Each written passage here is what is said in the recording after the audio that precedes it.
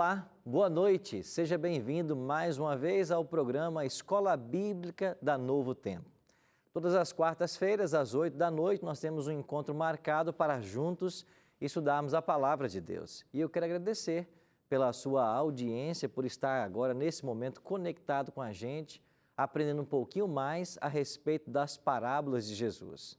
Esse é o tema que ao longo deste ano vamos tratar aqui no programa, as parábolas de Jesus. E aqueles que já estão assistindo ao longo da semana já perceberam que nós estamos estudando apenas as parábolas em Lucas. E hoje vamos estudar mais uma parábola lá do capítulo 14, a parábola dos primeiros lugares. Existem algumas parábolas na Bíblia que são bem conhecidas, outras nem tanto. Nós iremos passar cada uma delas, vendo quais as lições espirituais que o Mestre Jesus deu nos seus dias e que certamente são importantes para os cristãos modernos. Por isso você é muito bem-vindo, você que está aí conectado na Novo Tempo, nos assistindo. E eu queria mandar um abraço, principalmente hoje, para aqueles que estão conectados conosco no nosso Instagram, que é @escolabíblicaNT. O nosso Instagram está aí à sua disposição e nós estamos partilhando fotos e dos eventos que estão acontecendo relacionados ao programa. E o abraço de hoje, então, vai para o Igor Henrique, lá de Jatobá, no Pernambuco. Sônia Klein, de Taquara, no Rio Grande do Sul. Rebeca, lá de Salvador, na Bahia. Maria Silva, lá de Natal, no Rio Grande do Norte. Lucinama Soares, de Fortaleza, no Ceará. Juliane Silva, lá de Vitória, no Espírito Santo. Leandro Antônio, de Vacaria, lá no Rio Grande do Sul. E Aline Cosme, em Duque de Caxias, no Rio de Janeiro. Um abraço carinhoso para todos vocês que estão aí conectados no programa Escola Bíblica, que começa mais uma vez, trazendo mais uma parábola contada por Jesus. Eu quero aproveitar e oferecer para você um estudo muito especial que nós preparamos aqui na Novo Tempo e oferecemos gratuitamente. Esse estudo está sendo usado no programa Bíblia Fácil, que você sabe que eu apresento todos os sábados às 2h30 da tarde. Esse é um novo curso que nós preparamos com muito carinho. Ele se chama Ensinos de Jesus. E esse curso pode ser seu. Você pode ligar para nós em horário comercial. O nosso telefone é 0 operadora 12 21 27 3121, ou você pode acessar a nossa página na internet, novotempo.com/Escola Bíblica NT. Ali você vai ver esse estudo, clica nele, preenche um formulário e nós iremos mandar através dos correios para a sua casa. Se você quiser agora, você pode mandar para nós uma mensagem de WhatsApp. O nosso número na Escola Bíblica é 12 98100 1615. Não se esqueça de colocar o 12, senão a sua mensagem vai parar em um outro telefone de um outro estado. 12 98100 1615. Agora, quando você mandar a sua mensagem pelo WhatsApp, você já coloca para nós o seu nome, CPF, e-mail, se você tiver, e todos os seus dados postais, porque nós vamos precisar deles para mandar esse material para a sua casa. Quando você receber esse guia, no final dele você vai ver que tem um questionário com poucas perguntas. Cada questionário tem 4 perguntas e você tem aqui 3 opções de escolha. São perguntas objetivas. Se você responder a esse questionário e acertar mais de 70% ou mais, nós iremos presentear você com esse DVD, o DVD do Ensinos de Jesus, que foi um DVD que nós gravamos lá em Israel e ele possui os mesmos 18 temas do material impresso. Tudo isso é um presente da Novo Tempo para você, você não paga nada por isso. E nós agradecemos aqui no programa mais uma vez a você que é anjo da esperança, porque graças aos anjos da esperança é que nós podemos mandar quase 1000 estudos destes todos os dias aqui na Novo Tempo. Ah, você não é anjo ainda? Vamos dar a oportunidade agora para você. Anota o telefone aí, 0 operadora 12 21 27 30 30. Ligue para nós, se torne um anjo da esperança também. 0 Operadora 12 21 27 30 30. Você faz o seu cadastro, escolhe quanto você quer doar por mês, como você quiser doar e a sua oferta será muito bem aplicada para continuarmos apresentando Jesus para aqueles que não conhecem.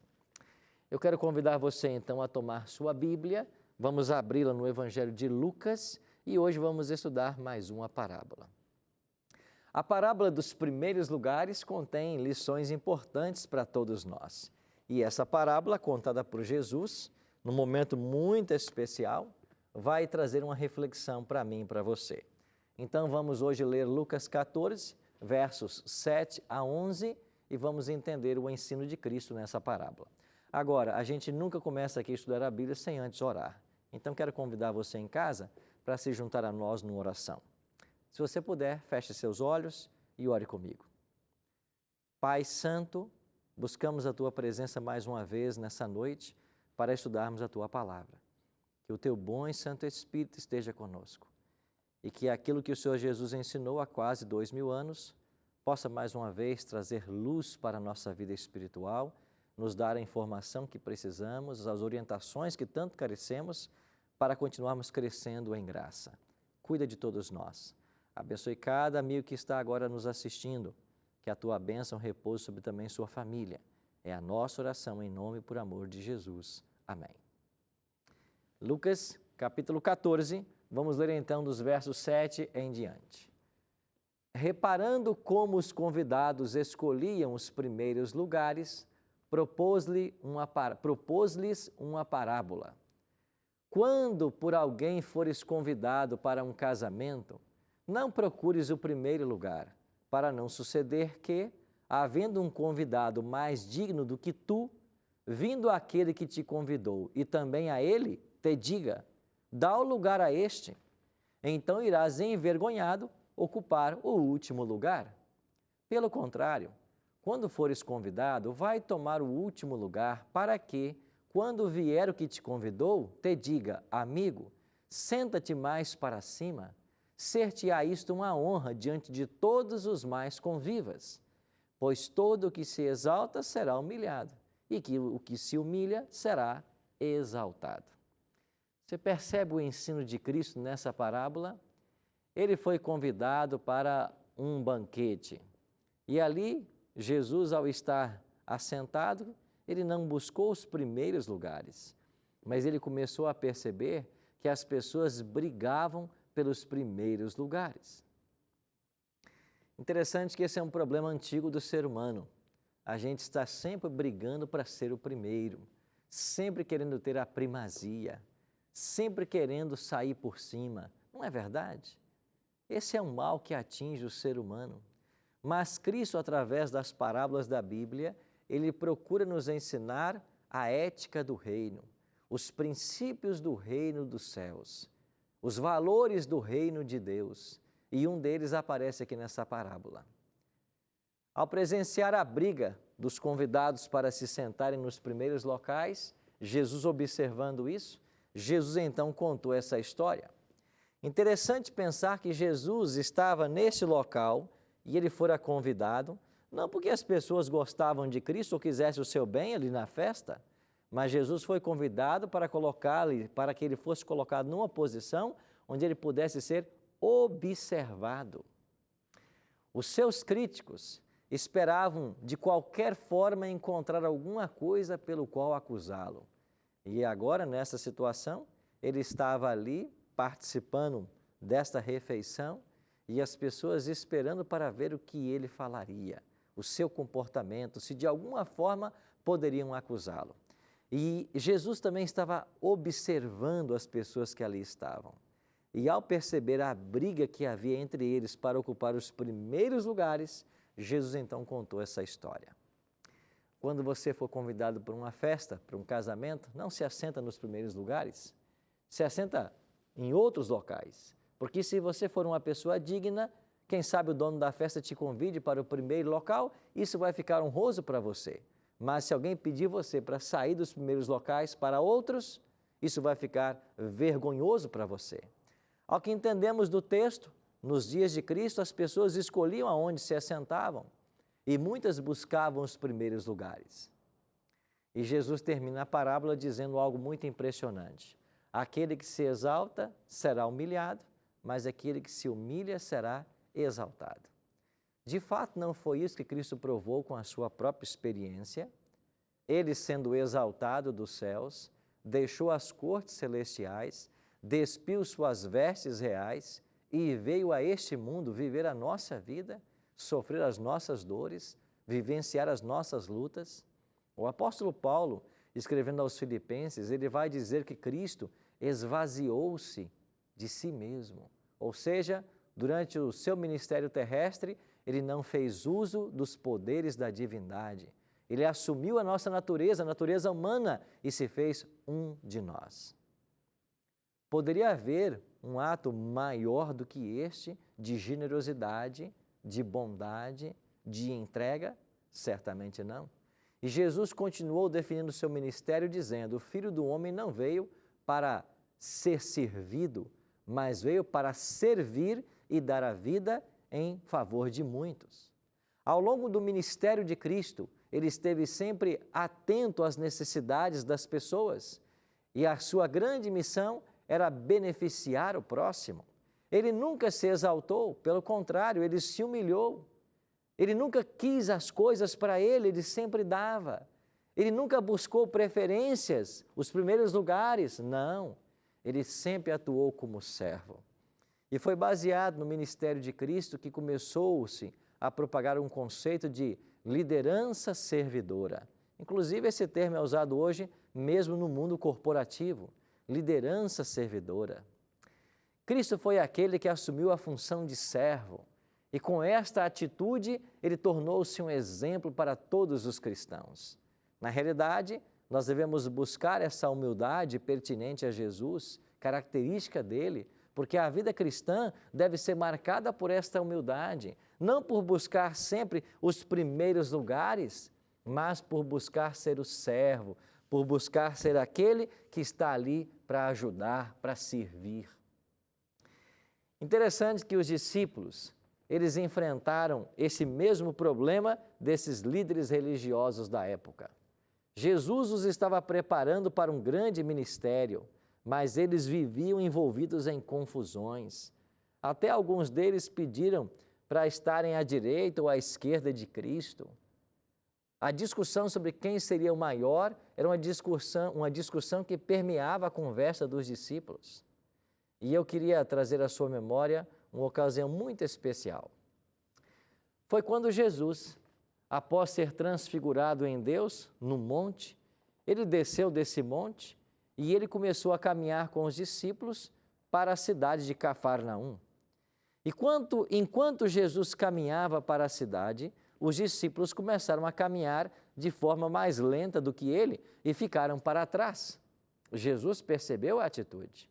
E quando eles chegaram na cidade, Jesus se volta para os discípulos e faz uma pergunta: o que é que vocês vinham discutindo lá atrás que vocês não queriam que eu ouvisse? E sabe o que é que eles estavam discutindo? Quem seria o maior? E Jesus, como mestre do ensino, pretendendo dar-lhes uma lição da qual jamais esqueceriam, o que ele fez? Ele pegou uma criança, trouxe para o meio deles e lhes ensinou o seguinte: se vocês quiserem entrar no reino dos céus, vocês têm que ser como uma criança. Vocês devem ser como uma criança. Se vocês não vos portardes como uma criança, de modo algum vocês entrarão no reino dos céus. E eu pergunto para você, nesse ensino de Cristo, o que é que uma criança tem que eu e você devemos possuir se um dia queremos herdar a vida eterna? Eu queria destacar 4 coisas que naturalmente uma criança possui. A primeira delas é a sinceridade. As crianças são sinceras por natureza.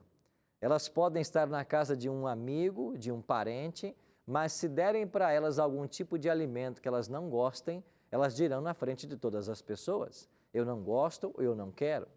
Por quê? Porque elas são sinceras. Eu me lembro que quando novinho, quando nós saímos para visitar alguém, a minha mãe sempre me alertava: o que te oferecerem para comer, você coma. e diga sempre que está bom.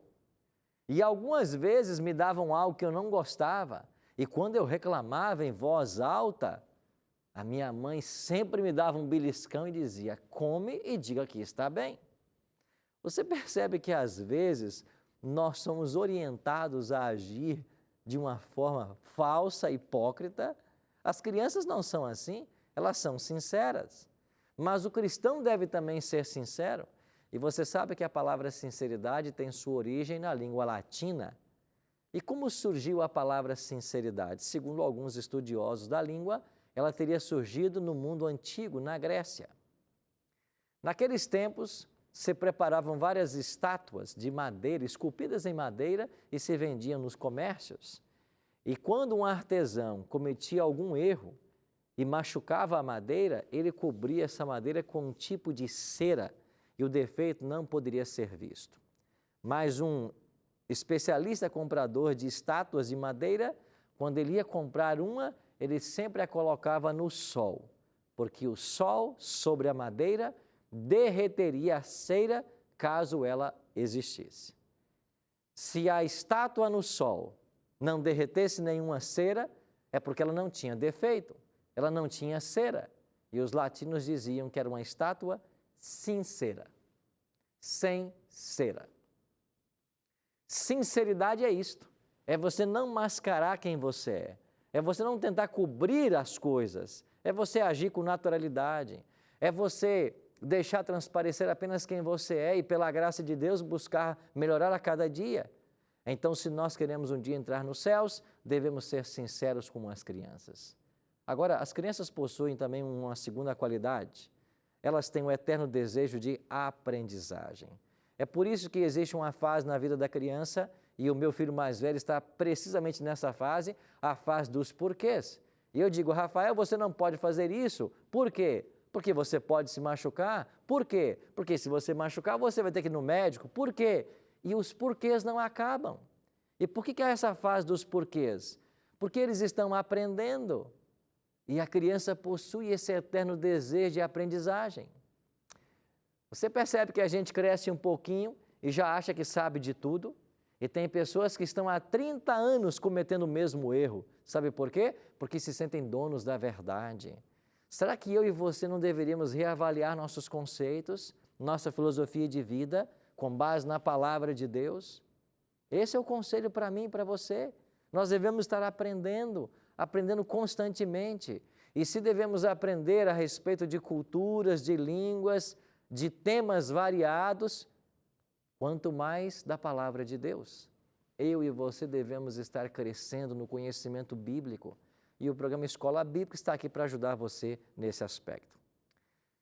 Mas a criança tem uma terceira qualidade que eu queria ressaltar para você. As crianças, naturalmente, elas sabem perdoar.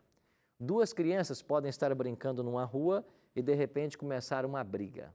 As mães se aproximam, separam as crianças, as mães também discutem, cada um achando que a sua é a inocente na história, e elas vão embora. Daqui a meia hora, as duas crianças voltam para o mesmo local e começam a brincar. As mães, 3 meses sem se falar. Não é assim que acontece com adultos e crianças? Jesus disse: se vocês quiserem entrar no reino dos céus, tem que ser como uma criança. E eu acho que essa qualidade de perdoar, ela tem que estar presente na nossa vida. Se você não consegue perdoar, se você não abre o seu coração, não se esforça para isso, como você quer que Deus te perdoe um dia dos erros que você comete? Pois não foi precisamente isso que Jesus ensinou lá em São Mateus capítulo 6, versos 9 a 12, na oração do Pai Nosso?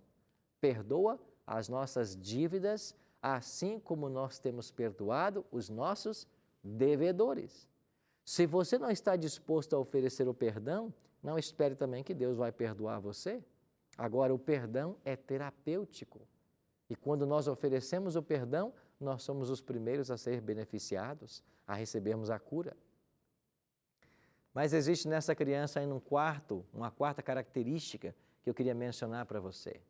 Jesus disse que nós não devemos buscar os primeiros lugares, nós devemos buscar ser humilhados para um dia sermos exaltados. Ou seja, em outras palavras, devemos agir com humildade. E uma criança ela é humilde por natureza.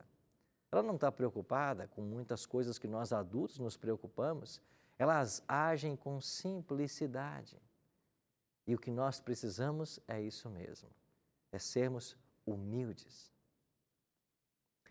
Eu queria trazer à sua memória, ou talvez informar para você, de que na década de 1970 aconteceu um grave acidente envolvendo vários jovens da Igreja Adventista.